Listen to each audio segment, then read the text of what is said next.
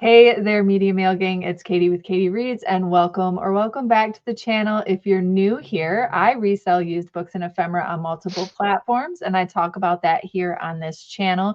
And today we have a special guest.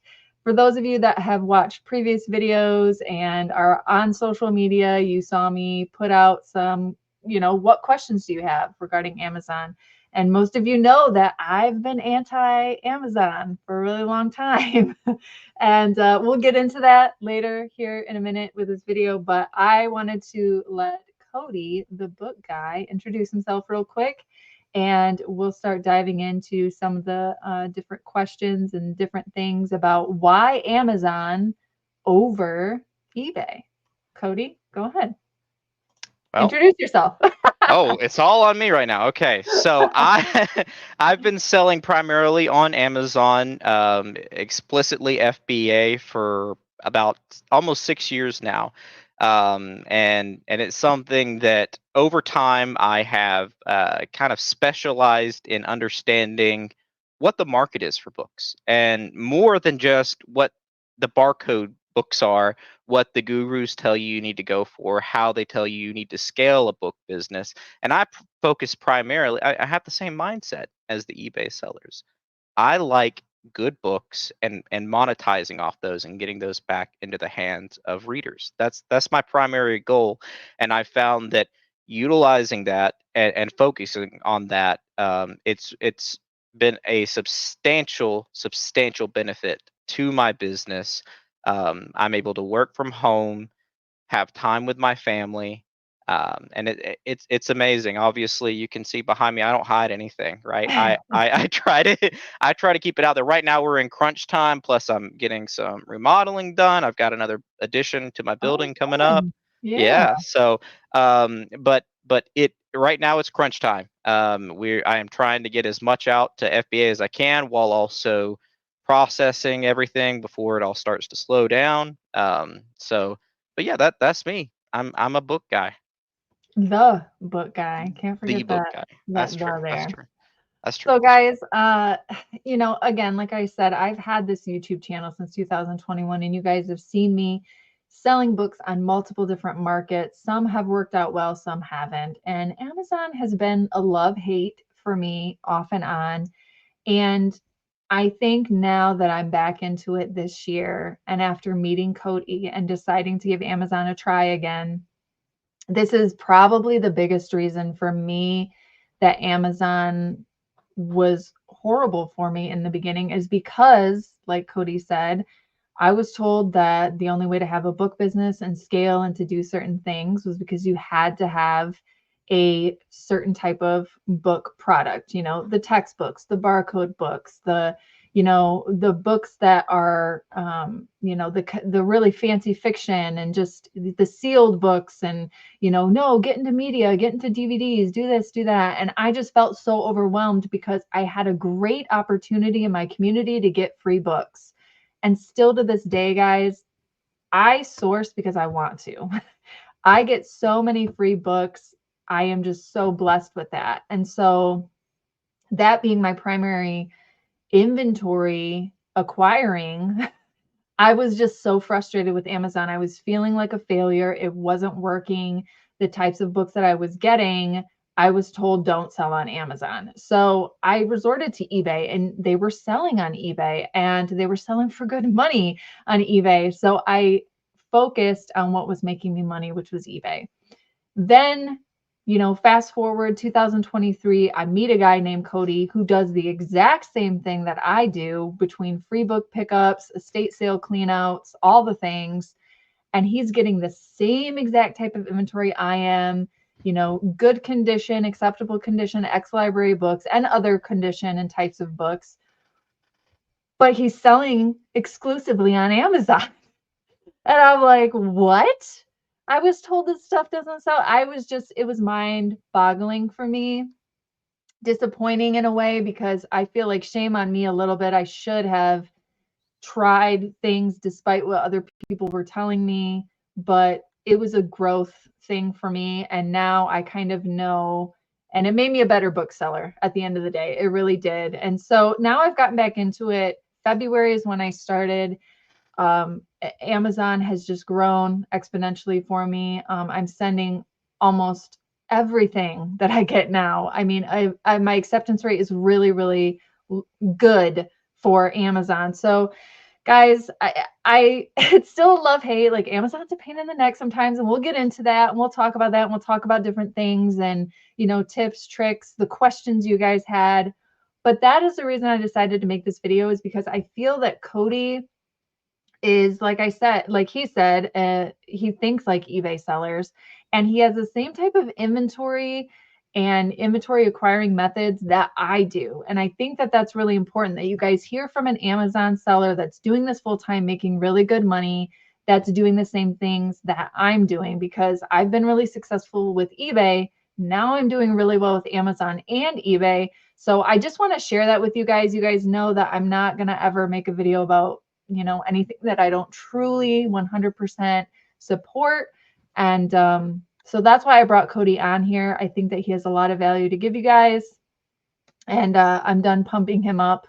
let's It only get into took us. It only took questions. us like 10 hours of I'll me take peer my pressuring you to go to Amazon to make it happen. I'll take my $20 now, Koty. Yeah, about that. I think I spent that one already. The Sorry, text in I the bought some mail. books earlier, so. The text in the mail. Yeah, the only real difference between what you and I do, Katie, is I pay for books. Yeah. The majority of there are some places that I pick up and they don't want me to pay for them, but that's typically I typically only don't pay if I know that people have got their hands on it, right? Yeah. If I Mhm. know that and even then I'm starting to phase some of those out, just because it's Mhm. like, the acceptance rate goes down from 20% to Yeah, like 8 or absolutely. 10%. Yep. Yep. So, I'm like, okay, well, if I spend $50 on the same amount of books and I know that I'm going to get double the acceptance rate, one book pays for all of it, right? One book, Mhm. that's all it takes. Mhm. So, but yeah, I think that's pretty much it so far as the only difference between what you and I do, aside from Yeah. I work with thrift stores as well. I work with Yeah. their back end. Yeah. That's actually what I would say is one of the most profitable things that I have, because of how And I know consistent that it is. when I first met you, you worked with libraries, you worked with schools and Hmm. things like that. And that is, I wouldn't say all of what I get with free book pickups, but it's a big portion. And so that for me was another really big eye opener. And so that's why I think regardless maybe of how the inventory is acquired, it's the fact that it's the same type of inventory. And I remember you specifically telling me that, like, Katie, we get the same kinds of books. Yeah. And I'm making money on Amazon. And I think, like, I remember that conversation. Like, I was sitting in my car and we were talking on the phone, and I'm like, I was told that this, and you're like, no, like, I'm making the money.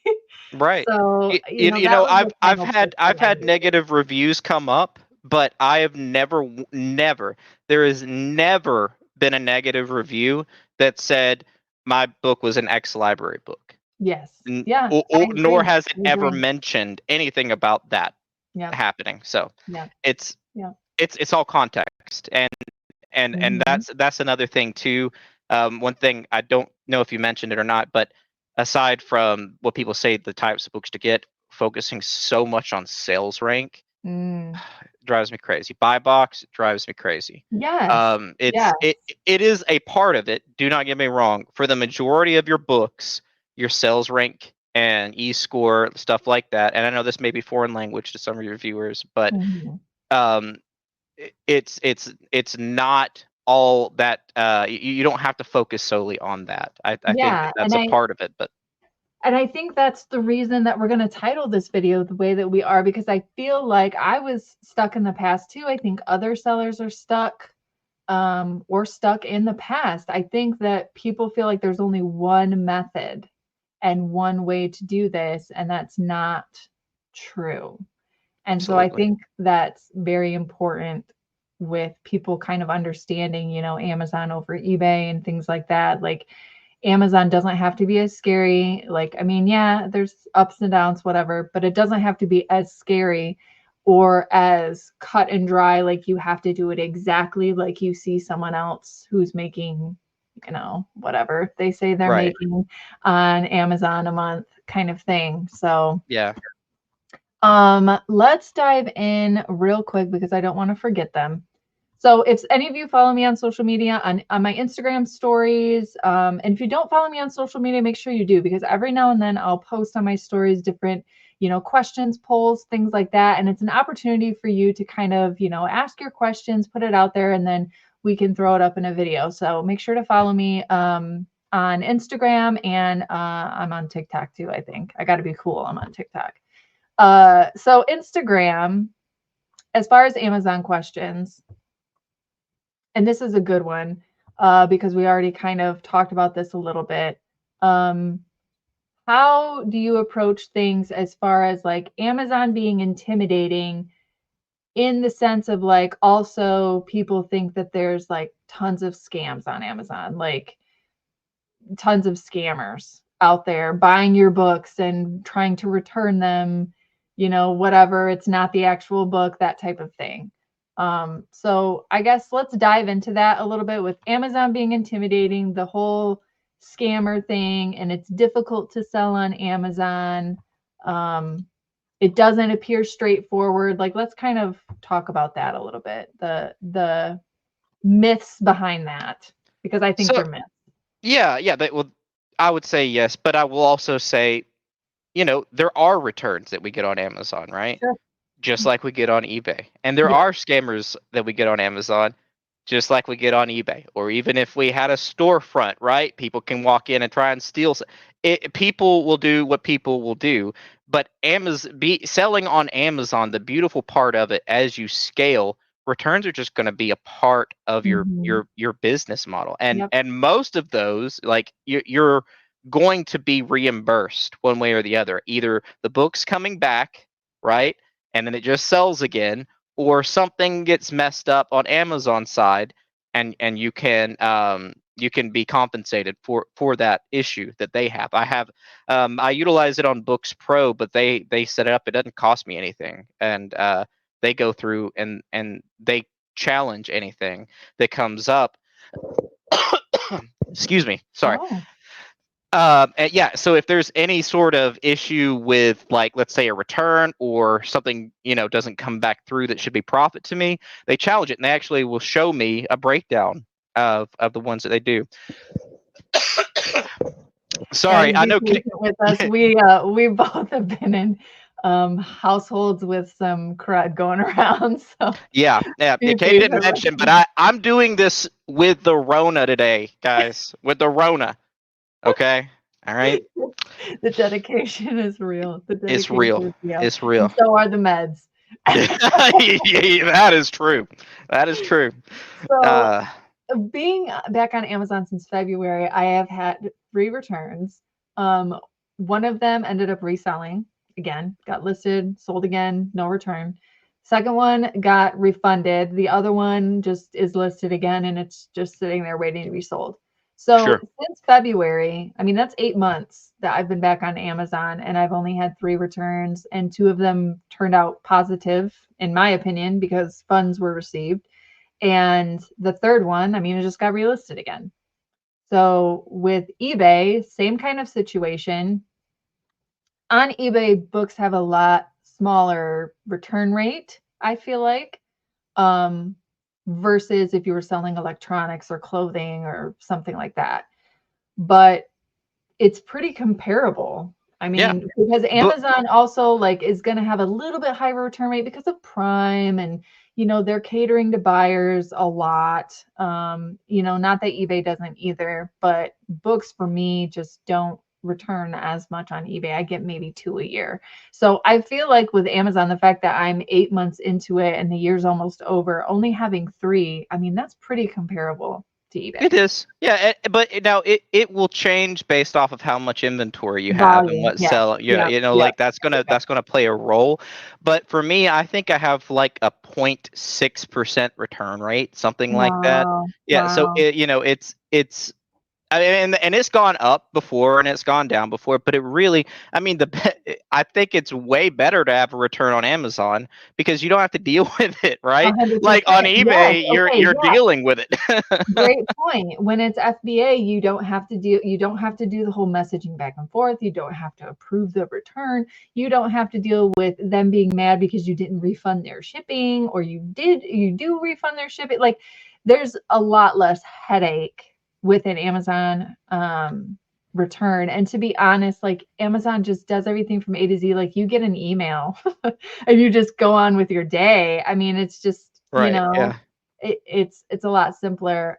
So I think that while scammers can be a thing, the nice thing is Amazon FBA handles all of that for you, and you either get, reimbursed, things get relisted again. Like, it gets handled by FBA. So it's really not as much as a headache as if you were selling on eBay. And I can understand why eBay sellers see scams and things like that as a headache, because you're the one doing all the work. But when FBA is handling things like returns and issues, it's a lot smoother, in my opinion, than what I think people would be used to with eBay. Yeah. So, And a pro tip too, to negate the scammers, when you have items that become unfulfillable, Amazon mhm. considers them unfulfillable. Most of the time, that's because a return says that it's damaged.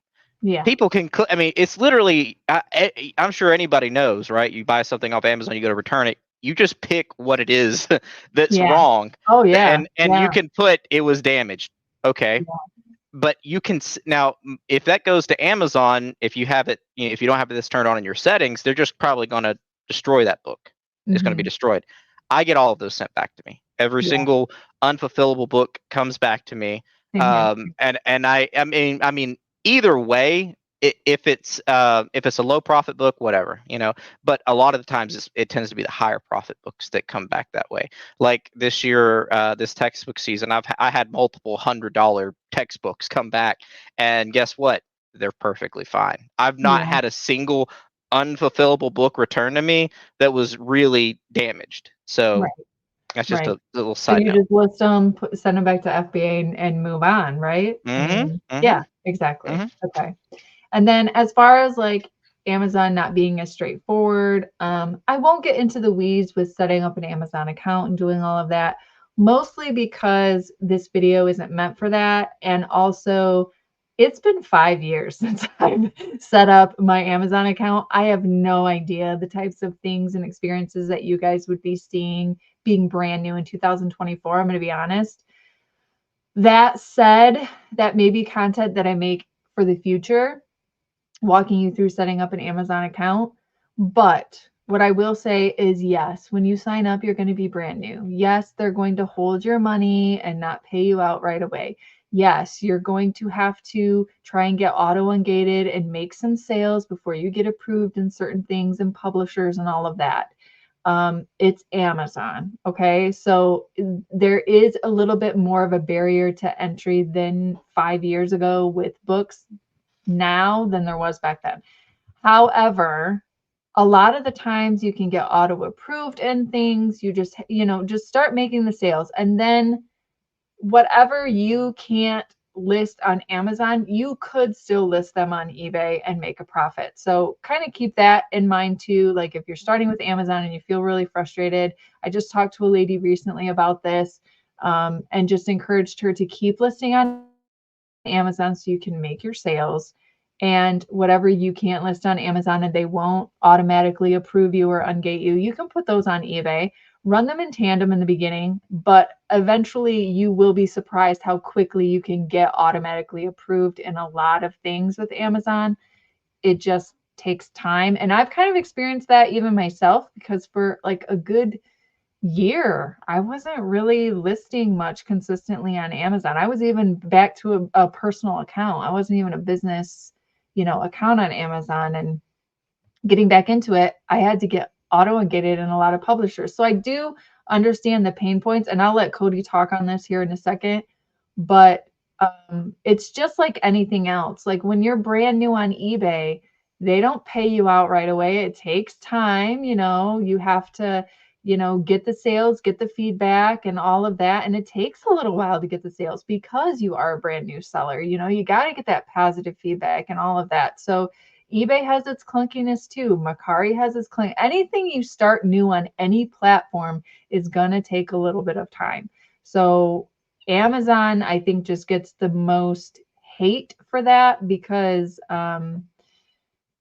and we'll get into this later, but I know a lot of people get kicked off of Amazon, and we'll talk about that too very briefly. But just stay the course and understand that anything new you start into is going to have a period where you kind of have to get the rust off and prove to them that you're a legit seller. That's just my opinion. I'll let Koty touch on that briefly and we'll move on to some other questions. Yeah, I truly, Katie, honestly, I think that it's not a negative thing. I think it's actually a beneficial thing That's a good point. for Yeah. sellers in general. I mean, okay, so you're automatically right there off the rip getting rid of everybody who does not have the drive to move forward, right? Sure. That Amazon cares because they want to make sure it's their name. Your name is nobody cares that they're buying books from Koty the book guy. They care that they're buying books off of Amazon. Right. And that's the Yeah. that's the name that they're trying to keep and uphold,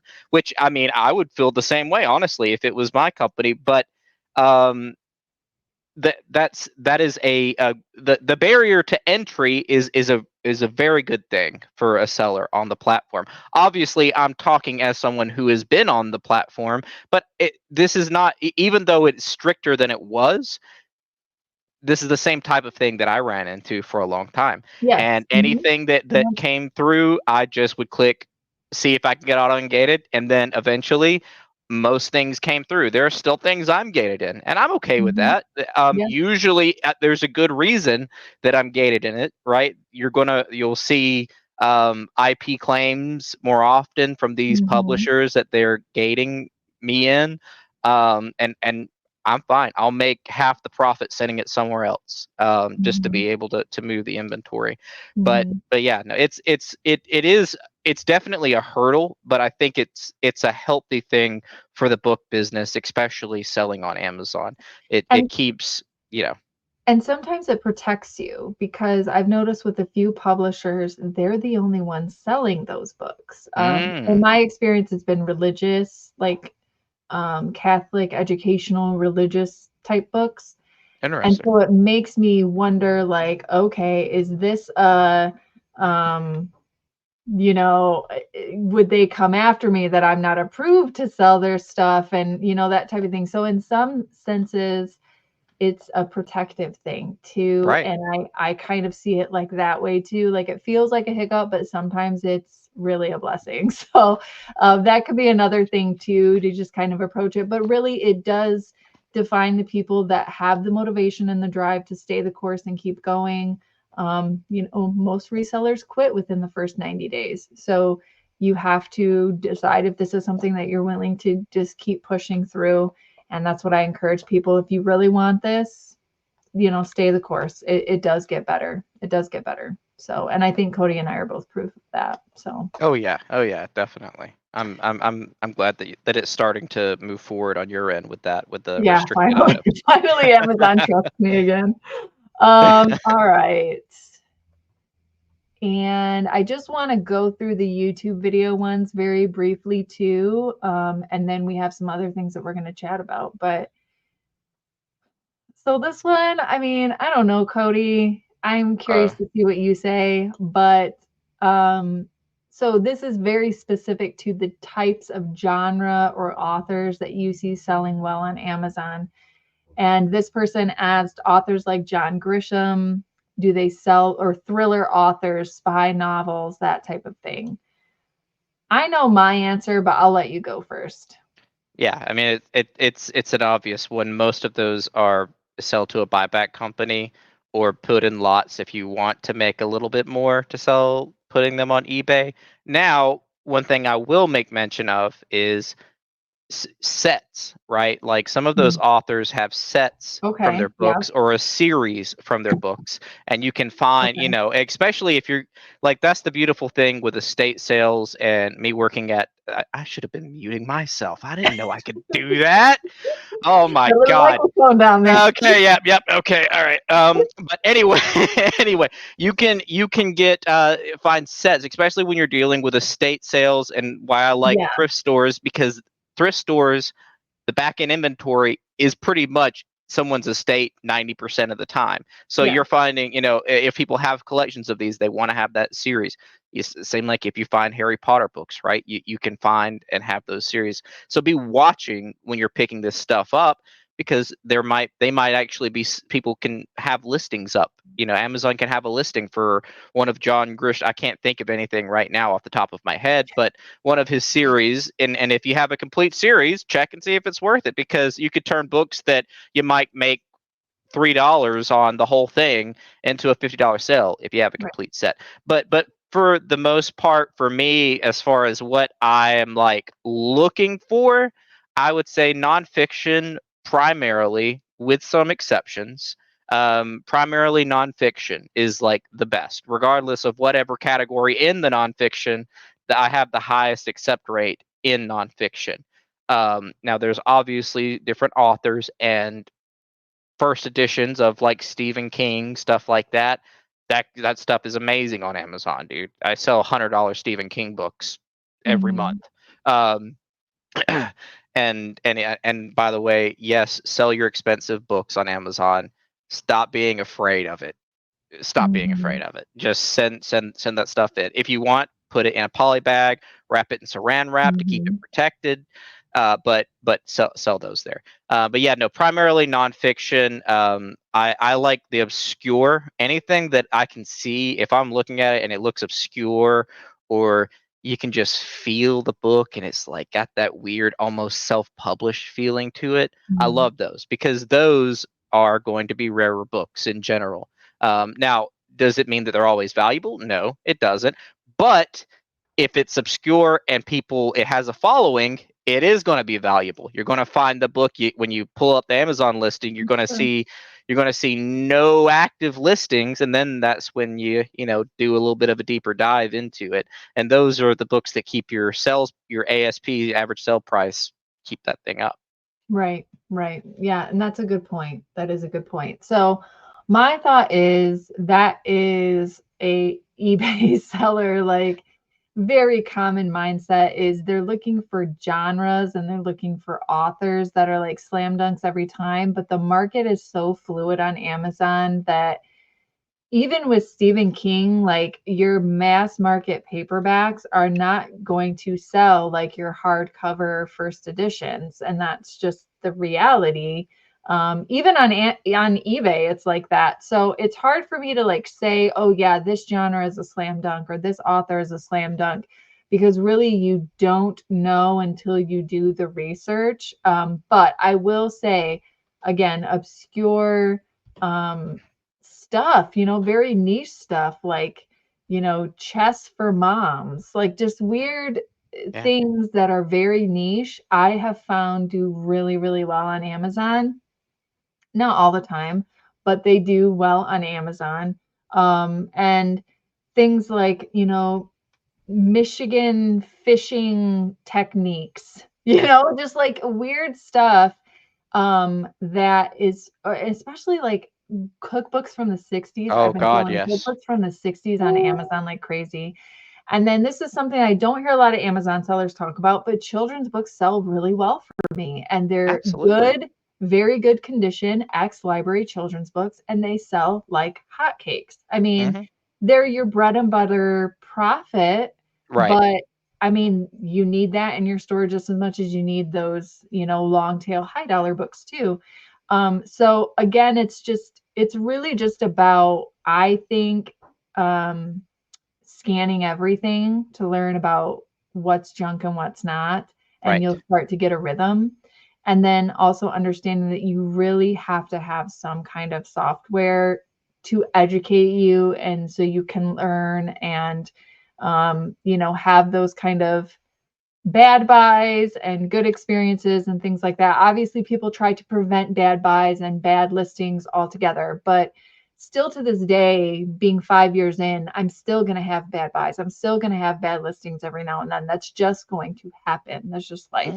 Hmm. Yes. So for me, I try not to encourage people with like specific genres. I focus more on like overall, like, yes, like what he said, nonfiction, yes, very niche, weird stuff, yes. Fiction in general, it's a good point about the sets. I do forget that like sets are a thing that you can do on Amazon. I think you just like, what do? Just clear wrap them, together and make sure you label them sell as set kind of thing. Is that what that kind of looks like? Because I I think a just lot of people so think it happen just to has to have be one one here. book. Yeah. So Yeah. most people, they like to do poly bags and stuff. Now, if you have a bigger set, obviously you want to use like a box or something. Hmm. But you can put books in a box and still slap a label on it, and then you're good to go. Perfect. That Yeah. that's how that works. Now, for most smaller sets like this, I just use plastic wrap, just because it works well. I don't have to worry about finding the right box size or anything like that, and Yeah. I can do it pretty Yeah. easily. So, but yeah, Yeah. and to that point too, just if you're like sourcing, right, like at an estate or at a library sale or something, your last place that you want to check should be the fiction. That Yeah. should be the very last place. Not to say that there's not money there, but I would check that last.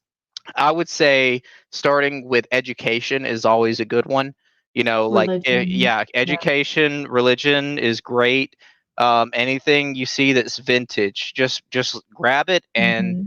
even if you're not buying it, I mean, people might say that it has some negative opinions on it, but take it, put it in your cart, and figure it out. And if Yeah. it's a good one, take it. If it's not, go put it back on the shelf. Yeah. Um, Yeah. Absolutely. Absolutely. I would agree with that too. I think, yeah, I would definitely agree with that too because you're still doing the research. As long as you put it back, I mean, don't be a jerk and leave it somewhere else all over the place right, and don't leave a big mess or whatever. right. But yeah, I mean, you're a shopper just like anybody else and people change their mind all the time with different things. Hmm. So yeah, I would definitely say grab it, do the research, set it aside and then put it back if it's not a good fit. But And if it's a sale where you're buying this stuff for dirt cheap, just buy it. yeah. Buy Oh it. yeah. Just Yeah. just like feel like I like one of the places that I source from, that's like, and well, I say source, they like set books aside for me. Mm. They actually use Gaylords, but they usually fill up like 3 or 4 of them at a time. But there's a store that's 2 minutes away from there, and the first time I walk in, which I recommend anybody doing this, just find out just ask what's your prices on books, and then say, oh, do you guys do any sort of bulk discount or something like that? And they're like, if you feel a buggy, it's $20. And so I spend 30 minutes and just walk through the whole store Wow. and blind grab Yeah. and fill up a whole. I mean, why not? Expect? I love picking up stuff Yeah. that I don't know anything about.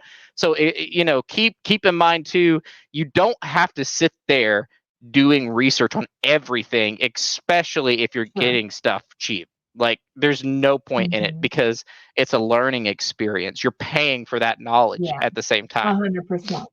And it 100%. yeah, Yep. and Yep. it makes that learning experience cost something, so it means something a little bit more too.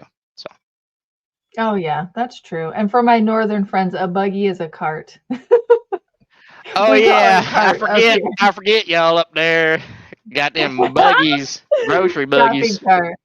It's a shopping cart. So this next question is really interesting, and I don't have an answer for it. So I'm curious if you Oh, do. okay. Um, does anybody ever cross list Amazon Merchant Fulfilled and eBay? Absolutely. Yes, I they do. I wasn't sure. I don't know very many people that do merchant fulfilled, one, and then two, I don't know very many people that would cross list that. So what I would say is, if you are going to be cross listing, um, I would list first on Amazon, then cross list to the others. The reason I say that is, and now I could be wrong on this. I would be very surprised if I was wrong. But especially if you're dealing with vintage or odd books, you know as well as I do, Katie, you take a picture of a book, there's like 30 different Mhm. Yeah. ASINs, Amazon store Yeah. identification numbers that pop up for that book. So when you go like these audit, there's softwares that will automatically cross list it to Amazon. And what it's going to do, typically, that's why they create a brand new Amazon listing. So Mhm. it's not going off of one that Amazon is promoting. With So sales those data and yeah. right. So if someone Googles that book, which is how most people are buying books. So Yeah. it's a side note that people do a test. By the way, people go Google a book that you're interested in, and see what selling platform comes up first. Mhm. Hold that thought for 1 second. Take over. And for just really, really quick, guys, FBA is fulfilled by Amazon, meaning you put a sticker on the book, you put it in a box, you send it to the Amazon warehouse. They do everything else from A to Z and get it up and ready for you and ship it out. Merchant fulfilled is pretty much eBay, but you're on Amazon. So you're doing the listing, you are fulfilling the orders, you're sending it out, you're dealing with the customer service, you're dealing with the returns. It is 100% on you.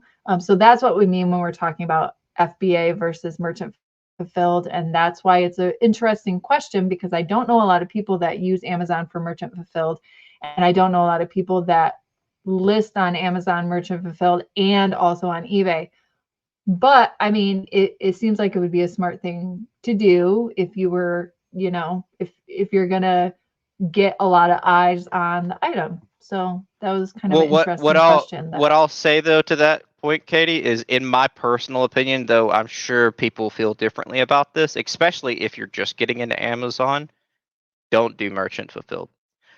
Because primarily the people they want the book to come prime, right? When you order anything on Amazon, you want the prime listing oh that's yeah. shipped from They Amazon.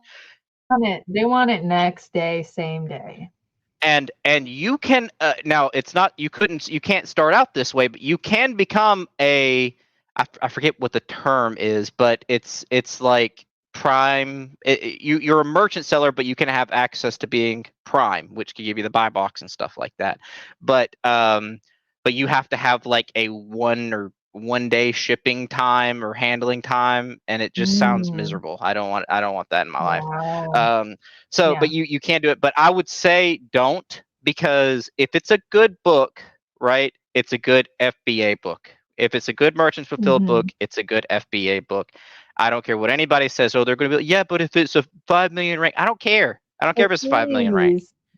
But like rank means rank is only relative when the books are available at the price people are willing to pay.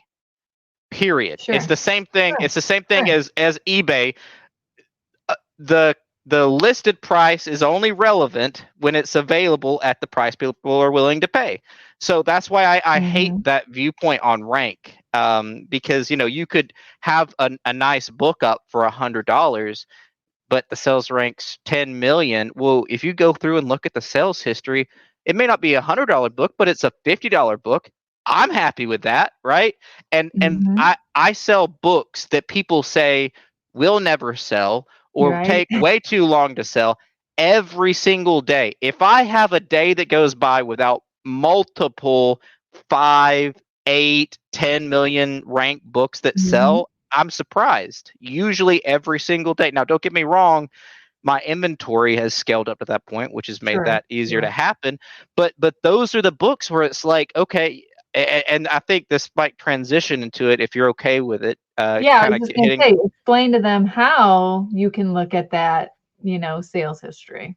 yeah, and we have Keepa, which is basically a tool that I'm sorry, eBay people, it's easier than researching on eBay. It's It's easier. easier than Terapeak, huh? It's leaps and bounds easier, because Wow. instead of looking and trying to find, oh, is this the right, oh wait, there's this one but it's not the same edition.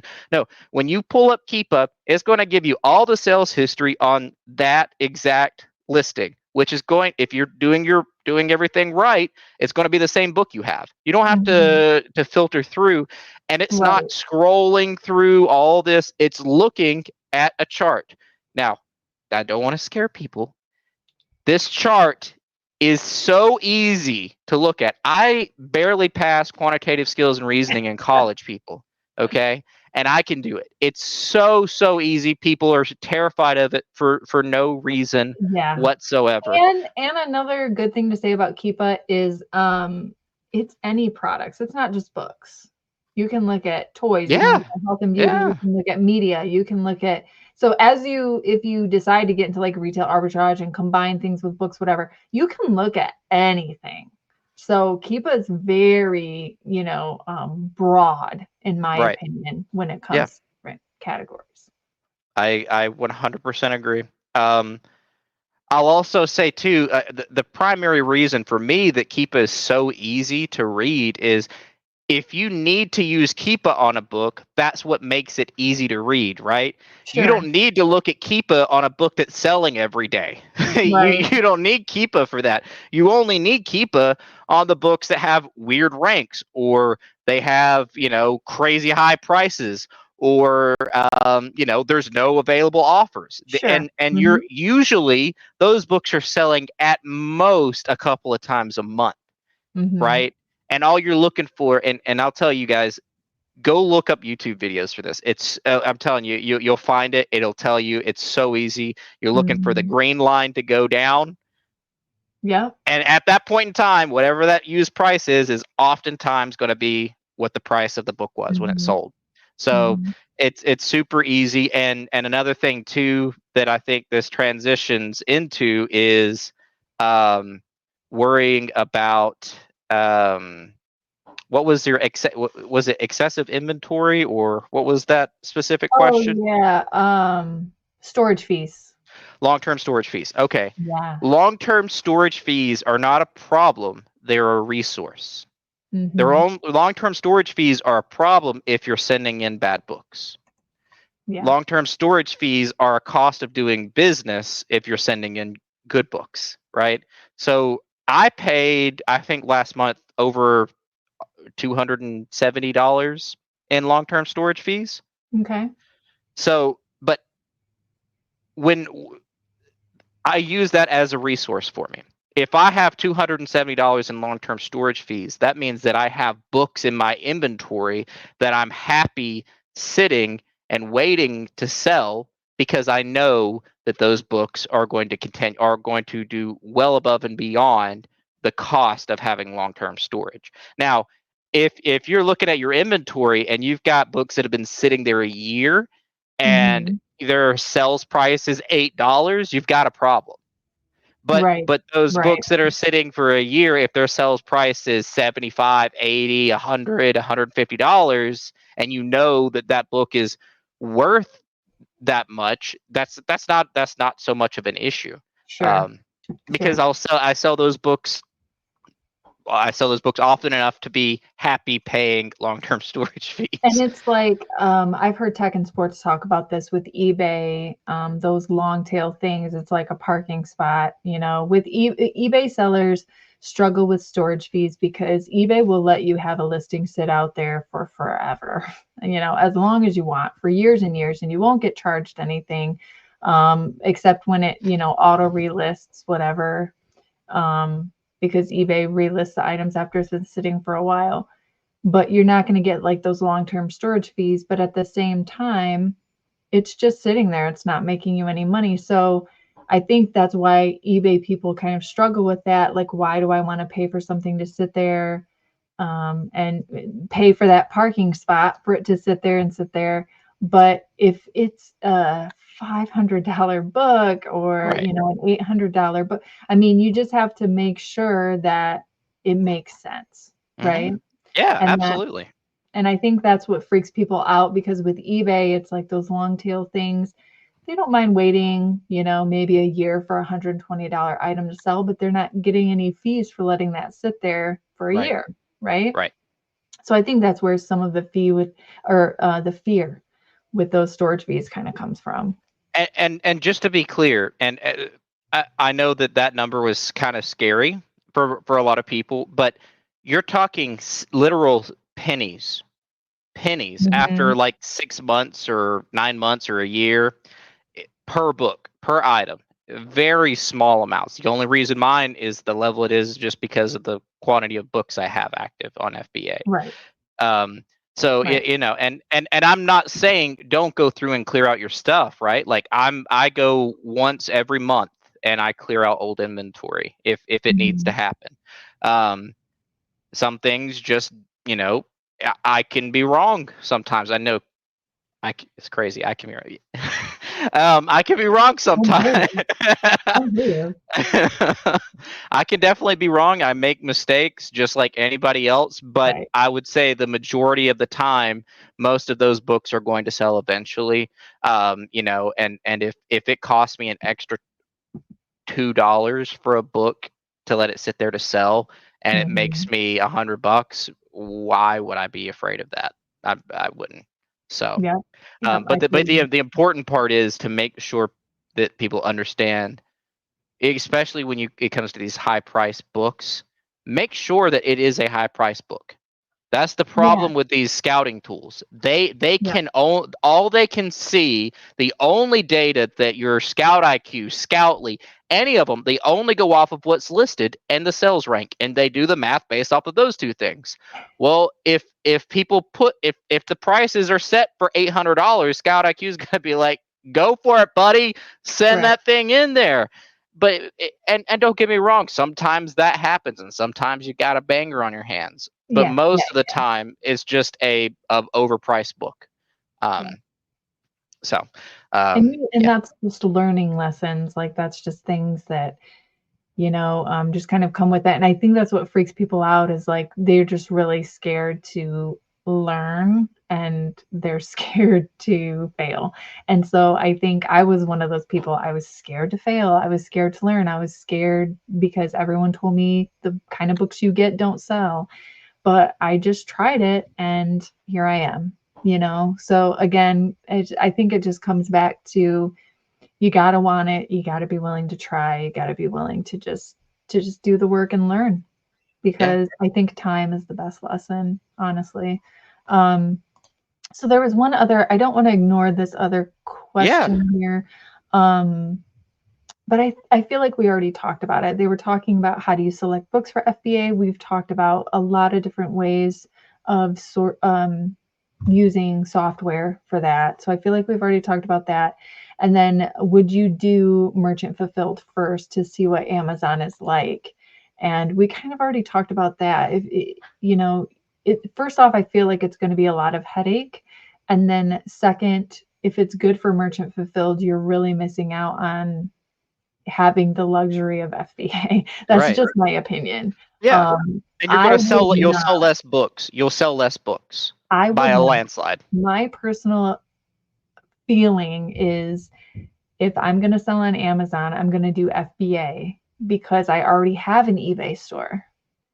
I already have something that I'm having to keep track of and send orders out and all of that.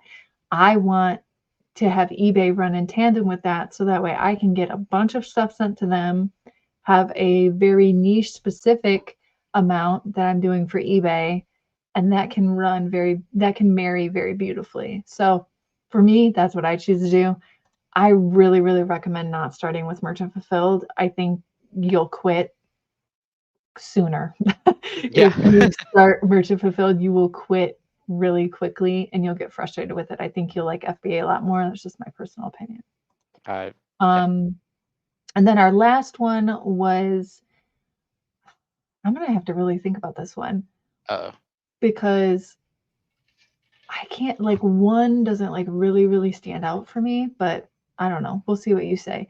okay. What's the most profit they've made on a single book sale? What's the best book they've bought for themselves on Amazon?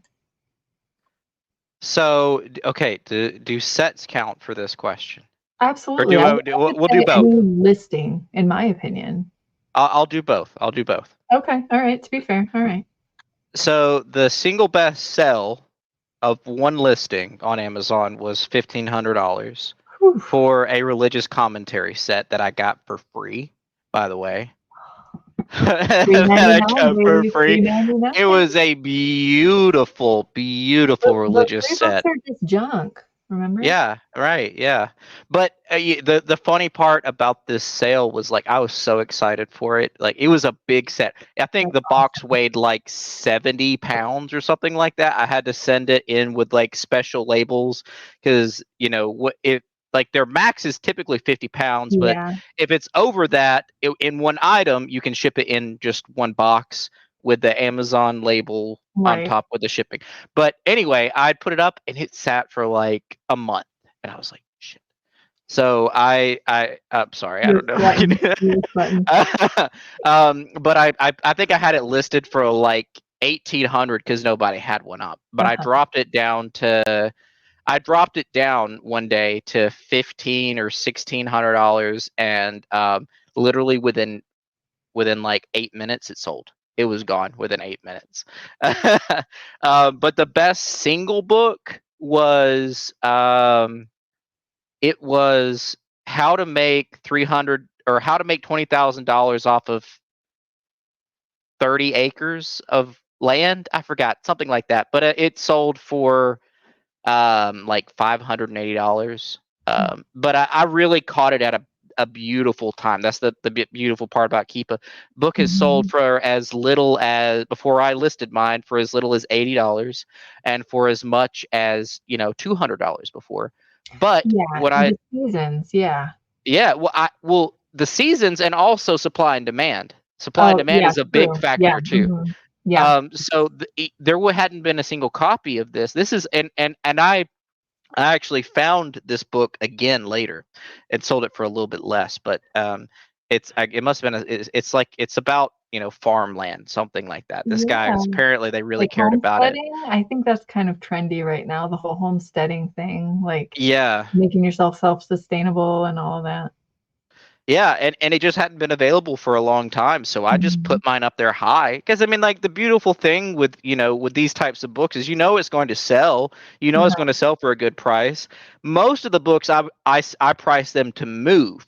Yeah, me too. But the 0.01% of books I'll try a high price before I do that because why not? Why would you not Mhm. want to attempt it? And that one Right. sold for a really good price. But as far as buying one, I don't think I've ever bought a book off of Amazon. Shut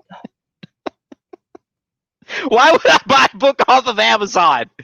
Why would do you see behind me, Katie? What what do I need to buy one off of Amazon for? Well, I will say, okay, I'll do the ones that I bought.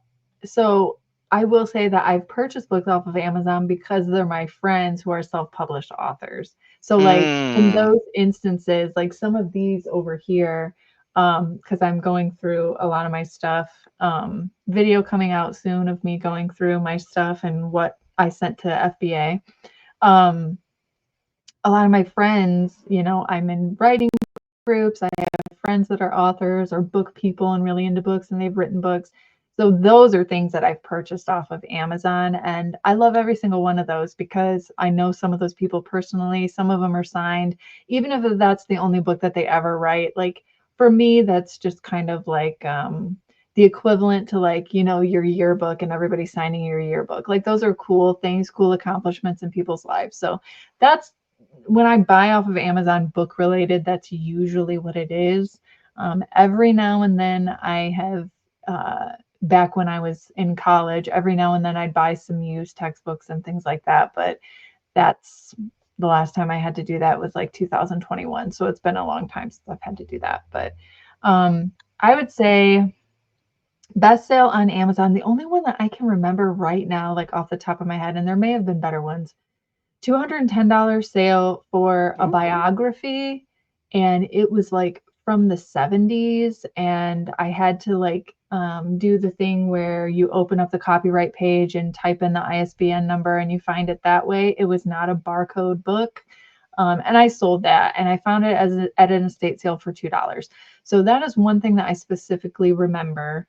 And then as far as like free book pickup stuff, like pretty consistently, I'm selling $80 children's books because there's like Wow. these old, no longer in print books that I'm getting ex library, and they're selling for $60 to $80 ex library. Um, so for me, like that's pretty exciting.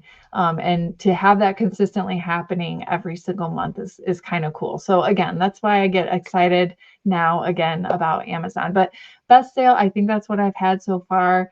On eBay, though, I did sell a book from 1901 on mysticism by D.W. DeLawrence. I am always looking for him. He was like a big author of the occult back in the 1900s. That I had listed for 800. I took a best offer for 500 and sold it to someone in France.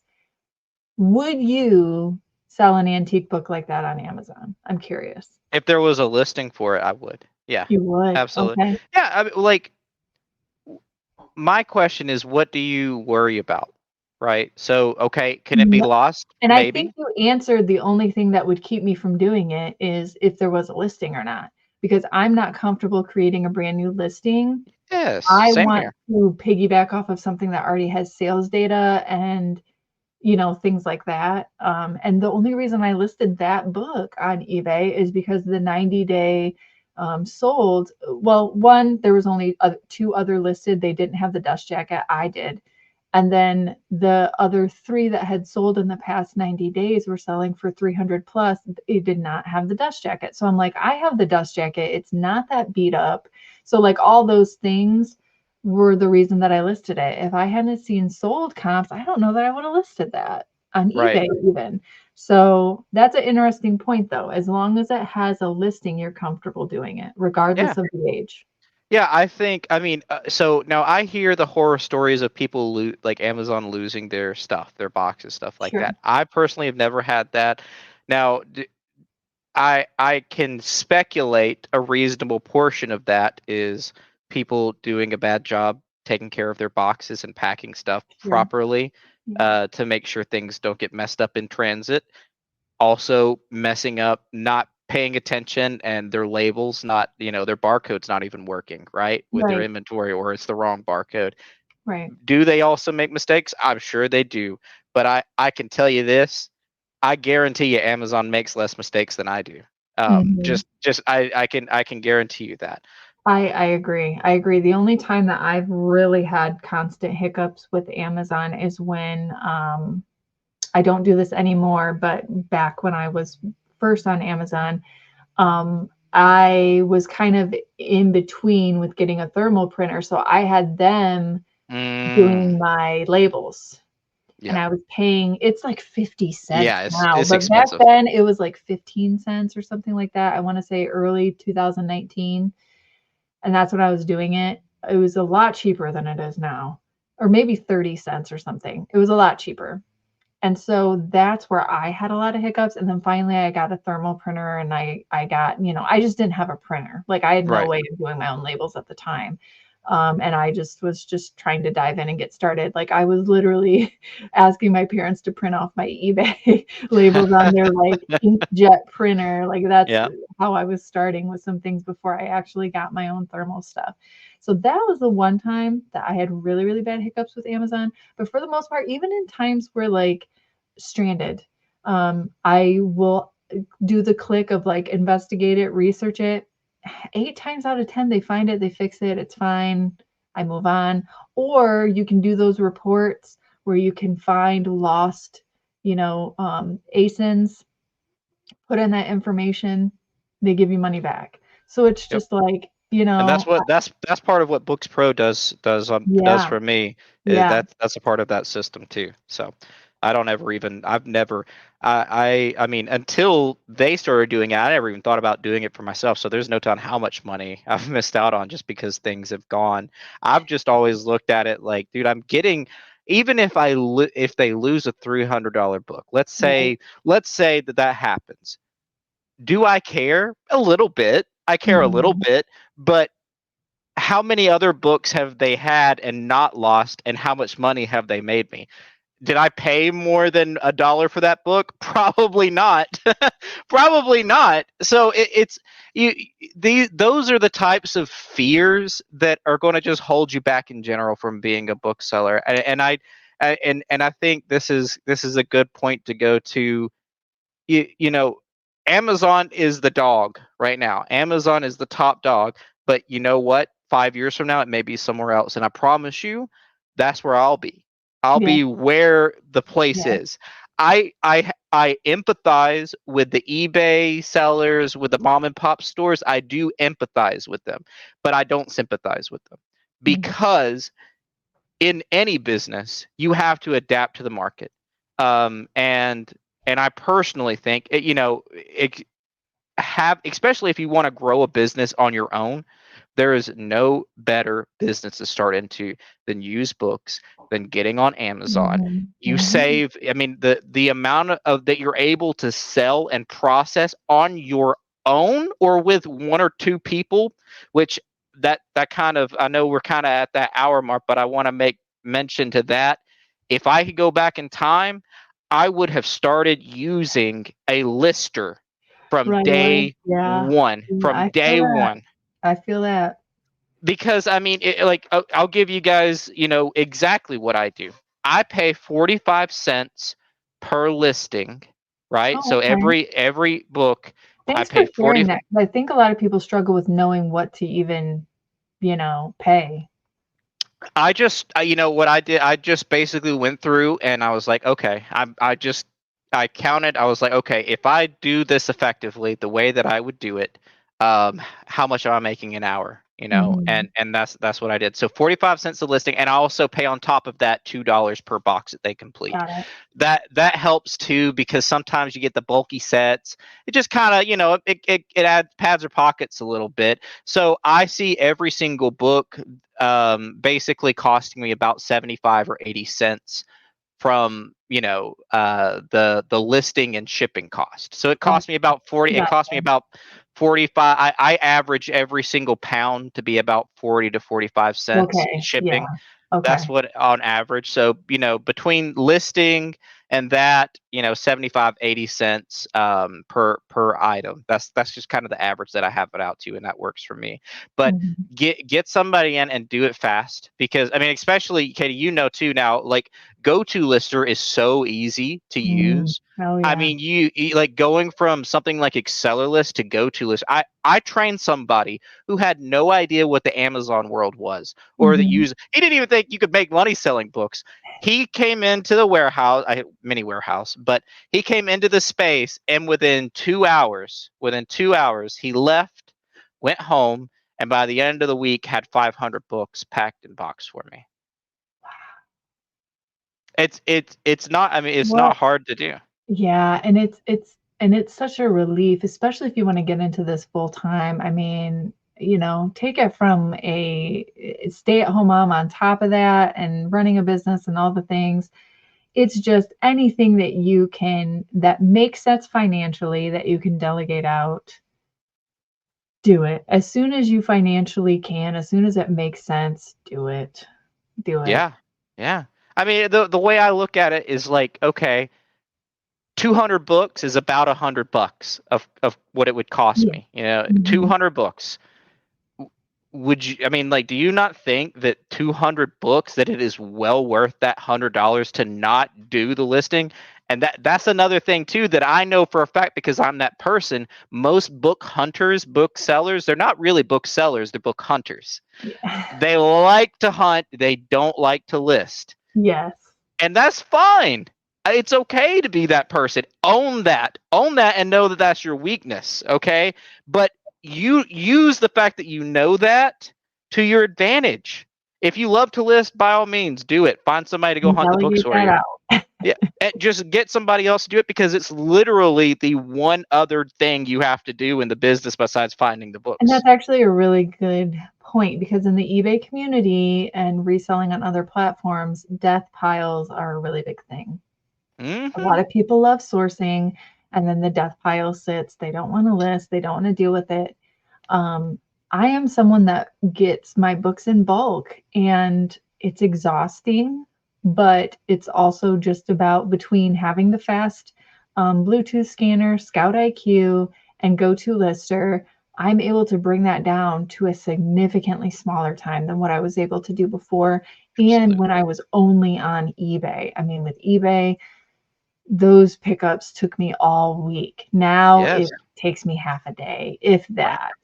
Yeah, and you So could go through 90% of one pickup. You could yeah. go through 90% of those books so fast. I mean, there are Mhm. going to be books you'll have to do that digging on. It'll And take you just some set them extra time. aside, and it's a lot different having this set aside, I gotta research more into these than having this big pile of stuff that you haven't listed because you don't even wanna get started with it. So that is one thing that I'll say is, like, if you're an eBay person that's exploring Amazon, and this is a significant weakness of yours, because I know a lot of eBay, it's like a joke, but it is a problem that a lot of eBay sellers have. If you are a person that really struggles when it comes to death piles, I'm telling you right now, you have to get a handle on that for a couple different reasons. You sit on books too long and it could dive. I mean, the price could go down. There's just a lot of different things. I mean, there's a lot of different things that can happen if you let books that you've sourced sit there for months and months. And I know some of you are out there, guys, and I sympathize because I used to be one of those people. I would source and source, and then stuff would sit for a really long time for whatever reason. I worked full time. I was going to school. I had all the excuses, but the fact was is like if I was going to be a reseller, I have to get. So that's like just one other thing that I would say is like if you're going to source books, don't sit on them for months and months because you may be super disappointed once you go through them again, because if they're low, profit books, they may be even way lower now. I mean, I don't know. I guess you could talk about that, Koty, your experience with that, but that's been mine because I Yeah. used to have that problem in Yeah, the no, very beginning. absolutely. I would. I mean, I know my weakness is listing. I hate it. It's boring. It drives me nuts because I know for a fact, and you know this too with these types of books. We have to be mindful of our listings. The gurus say standard blah blah blah text that you use for every listing that's good. Yeah, Blah blah blah text that you use for every listing that's acceptable. everything's good condition. BS. It's BS. It Yeah, doesn't work like that. Like if yeah, you when you're selling collectible books, they don't see your book on Amazon. They see a picture, a but they don't stock see photo. yours. Yeah. Right. So yours is not what they see. You have to let them know. And don't get me wrong, I use some standard text, but before that is anything that is notable. Anything Mhm, is the mhm, very first thing that I put in the description notes before mhm. anything else shows up because I want to, even if, let's say they didn't see it and there was to become some sort of problem I have with Amazon. Well, guess what? They say, oh, well, this dude sold me a book with a crease on it that had an ex library marking that had water damage on the first 3 pages. Yeah, well, in his It's description, it says that it it's has all of that, there. and that's within Amazon's guidelines. People don't even think you can sell books with water damage. Now, Yes, obviously, you don't want to sell trash, but right. if you've got some Writing water stains or inside. stuff, Yeah. yes, Mhm. everything. And and that's another thing for myself. I consider that when I price my books Yeah. that other people don't Mhm. do. You have to. You I have yeah, to, in my opinion. But again, that type of mindset is an eBay mindset. And I think a lot of people that are transitioning to Amazon would, I think a lot of you guys, if you did transition to Amazon, would totally, you'd be great at conditioning. You'd be great with conditions and doing all of that because you're doing it right now with eBay.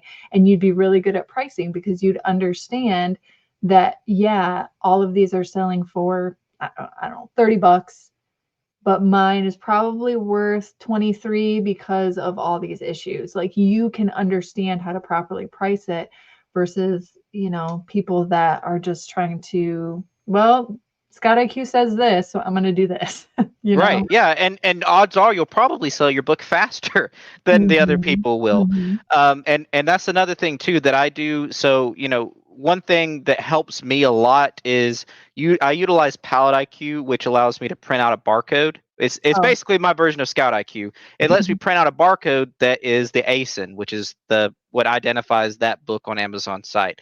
And I also for my listers, if there's any that I've taught them how to identify issues or damage or what they should note.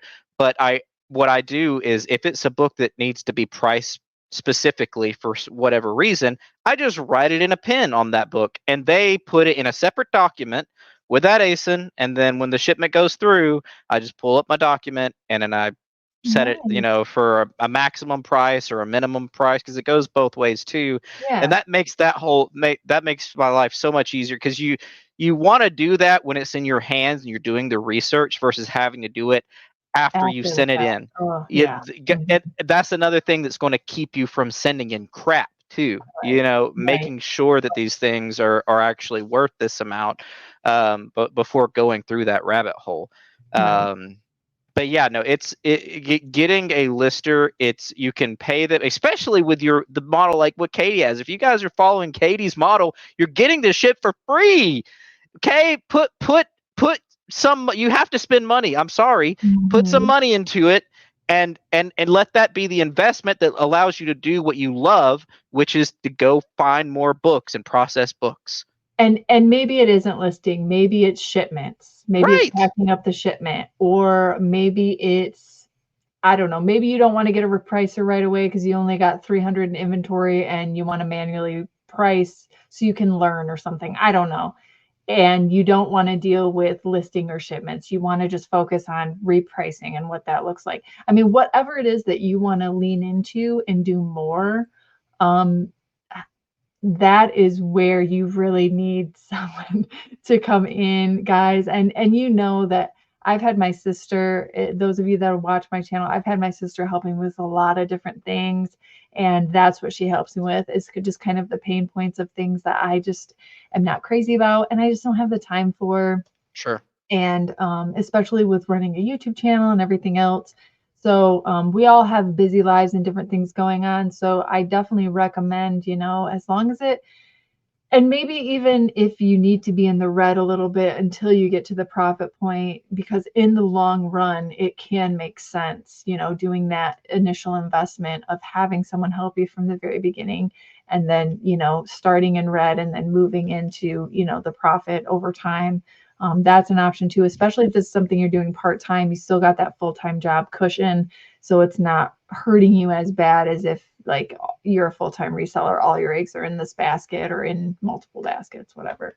But yeah, I just caution my eBay reseller friends, if this is a weakness, if death piles are a weakness for you, I am telling you, you're going to have the discipline with Amazon.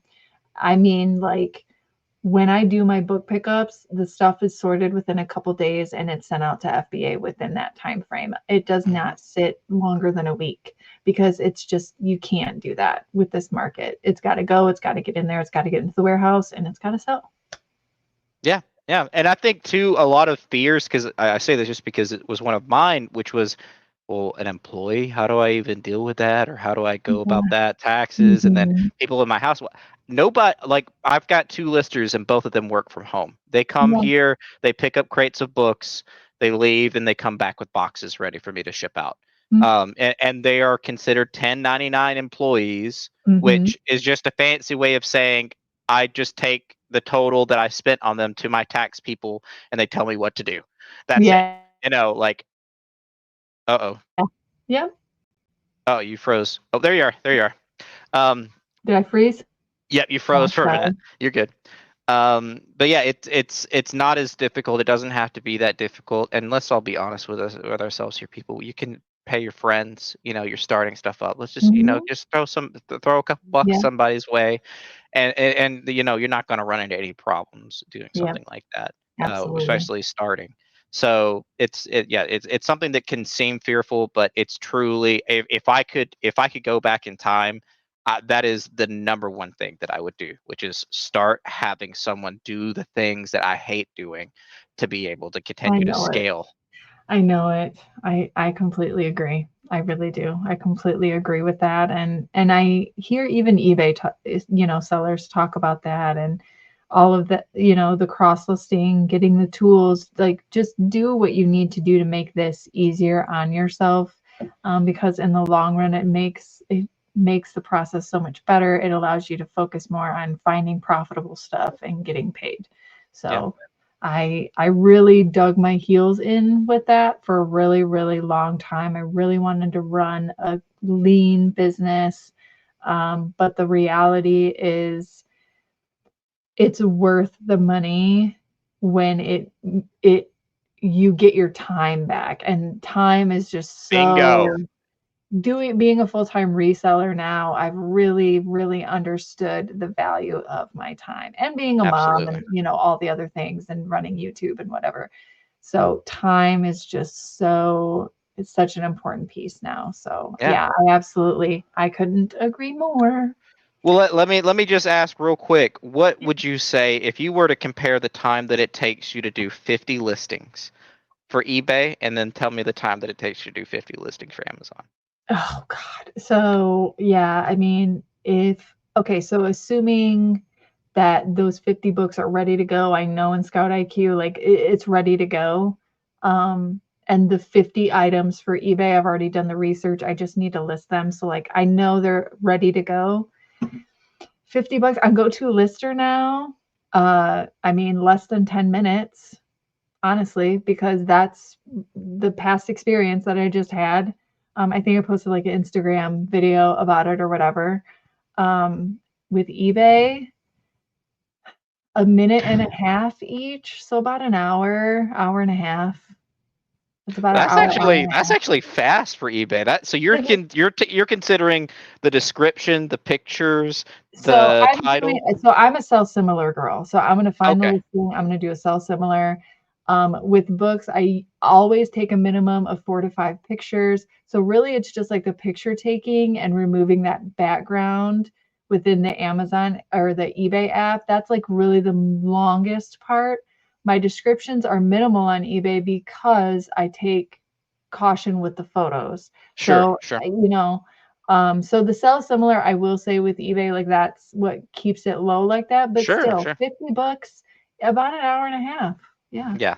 Yeah, either way, the time is And it's it so just goes back to what you exhaustive. said. It's so exhaustive, like doing 50 books on eBay. Like I'd have to take a break at some point because after a good half hour, 40 minutes, 45 minutes, I would you get that. And I think other eBay sellers can relate to this. You just get kind of like that.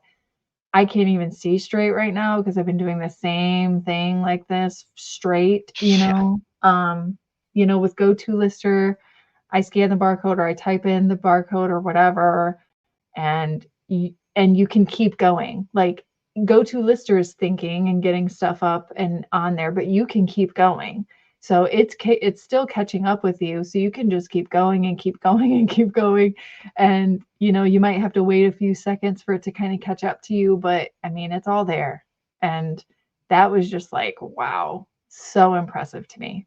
That was really, really impressive. So I did not have that experience with a seller list. I had to, kind of wait a few good 5 to 8 seconds every single time and all of that. So, Yeah.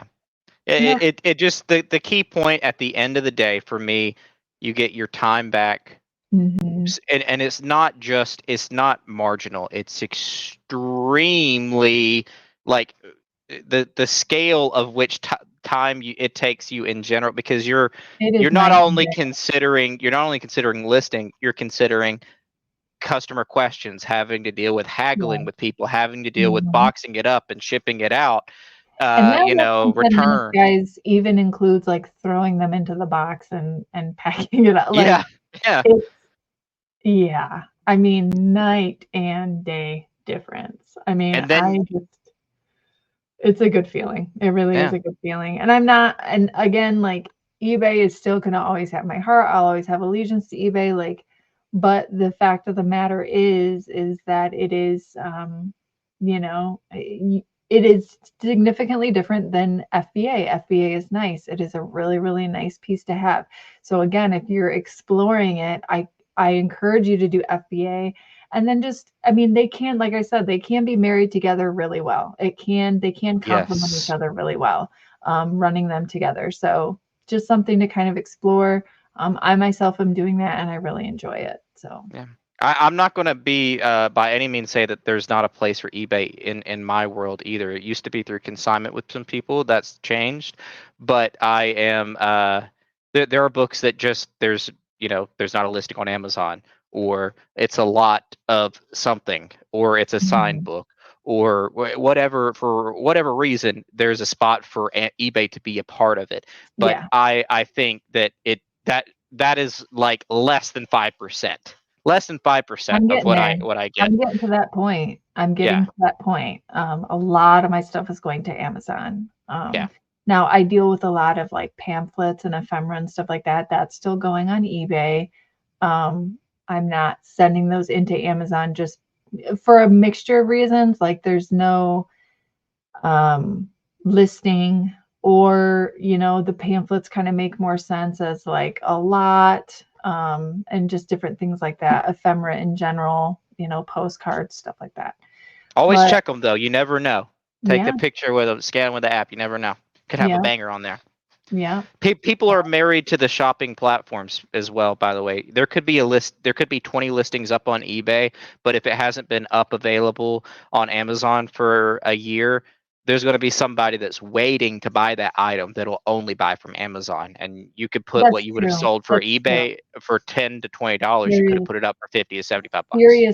serious, serious loyalty, and serious like um lackadaisical practices when it comes to disposable income. I mean, the fact that I watched somebody that does retail arbitrage that was selling like apple cider candy that you can only get in certain places into Amazon, and people were spending like 25, $35 a bag. And it's just like, those Amazon shoppers are just, some of them are ruthless, man. Like they don't care. Like they want that and it's Prime and they're going to get it tomorrow and they're happy. So, Yeah, they're not shoppers. They're not like the same. Like it's a different world. People a on market. Yeah. eBay, Mhm. yeah, they want to like look Different for a buyer good psychology. value Yeah. and stuff like that. People on Prime are like, okay, that it's the same people that shop at the retail stores, or they don't question Mhm. how much the item is when they go to Target. Like, really, $20? Yeah. Let me check the other store, see if they can give it to me for Right. 15. I'll send Right. them a best offer and see if, I'll go talk to the manager. Can I get this for 15? They Mhm. don't do that on Amazon. That's not how they think. Well, some Right. people I guess maybe do, but typically that's not the case for them. So at Mhm. the end of the day, you get your time back by a substantial amount, and you sell your inventory on the marketplace that holds the majority, like 70% of the used book market in the world. In the Yeah. world. Yeah. And I mean, the only thing that I would argue with that is eBay is global, but the amount of global sales that I make a year don't don't justify only being on eBay. And you can be that way on Amazon too. You can be You that way on can. Amazon. You can. You I can. don't recommend Certain it, but ones, you certain can. markets, like I can sell a book to Australia on eBay. I can't on Amazon. You know what I mean? Well, you should be able to. Really? They Yeah, have an like Australian market now? I think they do. I don't honestly. I don't. Let me take that back. I don't know because Okay. I stick so far away from doing that. Yeah. Just because it hasn't made sense to me in the past. And when I'm I only get a on US. sale, Yeah. when I did have it, I would get like 3 sales a month in Oh, I do Canada that or back. I'm something like US that. and Canada, but Canada, like I barely make any sales on the Right. Canadian. It's just kind of a throwaway thing. But yeah, no, you definitely can have that on eBay, but it even sell like the majority of the used books that sell in the US, right? Like Right. Mhm. that's where they're Mhm. selling. So Mhm. that's the whole point that I'm trying to make. Yeah. You can really scale something up by yourself or with one or two other people that you pay very limited amount of time to do the work. Sure. It allows you to start seeing money a lot faster and scaling it 10 times, well, no, 50 times faster than I think you could scale an eBay business, truthfully. Yeah. Like solely on there. And guys, like I know we're getting to about an hour and a half, but I do want to wrap up with something because I it just made me think of this. Kevin Commonwealth Picker was talking about this with just reselling in general, the markets. He was talking about how people are complaining there's all these platforms now and all these reselling platforms in different markets and things like that. And I think with Whatnot coming into the picture and kind of really changing the game with live selling, okay, all these other markets are realizing, okay, we need sellers to function and we need buyers to function. What can we do? So just keep that in mind with focusing on the markets that are huge. Amazon is huge, eBay is huge. Okay, those are two really huge markets. But as a seller, you have a lot of different options too. So I think that is a healthy thing. I think it's really good to have, eggs in a lot of different baskets. I sell on 5 different platforms. Amazon and eBay get most of my stuff. But I do cross list my stuff from eBay onto other platforms using List Perfectly. So it's just something to kind of keep in mind that, Amazon is big. And it is, there's people that only sell on Amazon and nowhere else. But it is a healthy thing that you can also have other options. Like there is a lot out there for sellers right now, and markets are really trying to retain those sellers and retain buyers and things like that. And I know some people will say, well, Amazon kicked off my buddy and closed them down. So, Amazon is just going to shut you down. Well, the thing with that is I doubt that they were a bookseller, one. And if they were, I would be really interested to talk with them and see what they did that maybe the caused Amazon to get scared and nervous enough to kick them off. But retail arbitrage, things like that, that's just higher risk. And that's a higher risk thing. Doing private label, that's a higher risk on Amazon.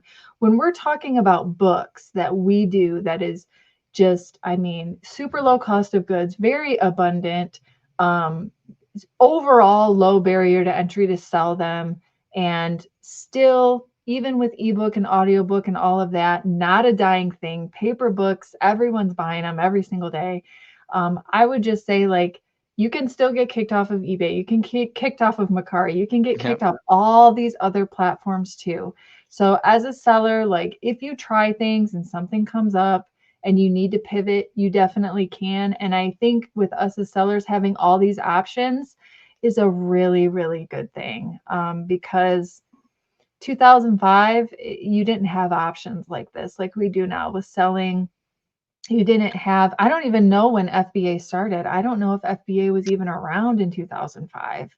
I don't We know. just have a lot of good options now as sellers than we did, 15, 20 years ago. So it just made me think of that. And I just really want to encourage anyone that is interested in this. Definitely, I'm going to put Koty's, I don't know, what do you want me to put, your Instagram Yeah, in the Instagram. description? Because if you're really, I would not consider myself a guru. Like I can give very basic information, but Koty has been, knee deep in Amazon for a really, really long time. So if you have questions or if you want to transition to Amazon, get your feet wet with it, see if it's, Koty talked me into getting it back into Amazon, guys. Like Koty and I had a lot of conversations as far back as like October of last year. And I finally did it this year in February, you guys. So like Koty's been trying to explain to me for a while, and he was right. Like, I don't want to say that, but he was right, and now we're here. So again, if you want to get your feet wet with that, I'm going to put information in the description of this video, and I really encourage you to reach out to Koty, and you know get some more information, see what options are out there that could work for you. Because, Kevin, like I said, Kevin, he talked about this, in the selling market now, we just have a lot of options. And Kevin's been on eBay since, the 90s. I mean, everybody knows Kevin's super duper old. He's never going to see this video, but I got to give him a hard time because I'm I'm sharing him always, a link. I'm I'm always sharing a link. joking with him how he's stuck in the 80s.